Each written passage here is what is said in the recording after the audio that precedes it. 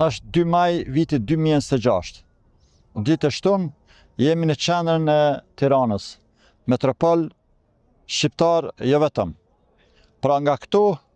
i drejtohem dhe bëj apel për qeverinë e Republikës së Shqipërisë, parlamentin dhe qeverinë që të përkujdeset, që të shton përkujdesin ndaj gjitha hapësirave tjera. Me që dihet mirëfilli që ka takime të përbashkëta Parlamenti i Shqipërisë me të Kosovës, Qeveria e Kosovës me Shqipërisë, por ende sot asaj dite nuk ndajnë mjetet të përbashkëta për shqiptarët në krahinë, shqiptarët mbetur padrejtisht në Serbi, që përfshin Preshevë, Banjë Medveç. Pra, kjo do duhet të investojnë shumë më shumë në Preshevë, Banjë Medveç, në arsim, kulturë, shkencë e kështu me radhë. Obligimin moral, institucional dhe kushtetues të paraqes, të ngris dhe mbi të gjitha të ndërtoj qëndrimin lidhur me këtë krahinë. Deri më tani, Republika e Shqipërisë nuk ka ngrit diçka konkrete në Parlamentin e Shqipërisë, e sot asaj dite, përkundër që mbahet takimi i përbashkët i dy qeverive, Qeverisë së Republikës Kosovës dhe Qeverisë së Republikës së Shqipërisë, shteti shqiptar ende nuk ka mjete të dedikuara për këtë krahinë. Pra, jo vetëm që nuk ndan si kod buxhetor si që ndan Republika e Kosovës, por nuk ndan buxhet as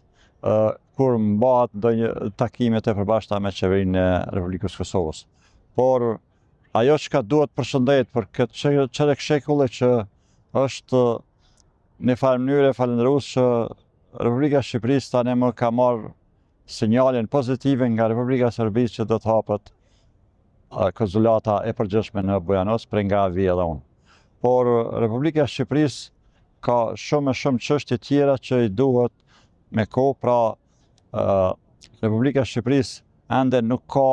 një qëndrim të ndërtuar institucional që Parlamenti, Qeveria, Presidenca, Kryeministria, Kryetari i Kuvendit dhe instanca tjera, siç është Ministria e Punës së Jashtme kështu me radhë, ende nuk kanë të ndërtuar një qëndrim mbi këtë krahinë. Pra nga këtu, nga qendra e Tiranës, edhe njëherë shfrytëzojmë rastin të bëjmë apel që është momenti i fundit historik, siç e ceka që Shqipëria të marrë një qëndrim dhe të ndërtojë një qëndrim në mbrojtje të kësaj kauze të drejtë, që tani më dihet mirëfilli që është mbajt referendumi 1-2 mars 1992, është mbajt dhe organizu kryengritja armatose, një sakrificë në mbrojtje të pragut, dinjitetit dhe identitetit, dhe kjo është shumë e rëndësishme, por edhe marrëveshja e Konçulit. Pra këto 3 komponenta që duhet të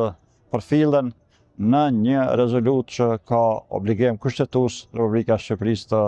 të zbatojë, të caktojë një pikë 13 ditës në seancë të rregullt nga Parlamenti i Shqipërisë, pastaj edhe të dënoj pasivizimin e adresa dhe kështu me radhë.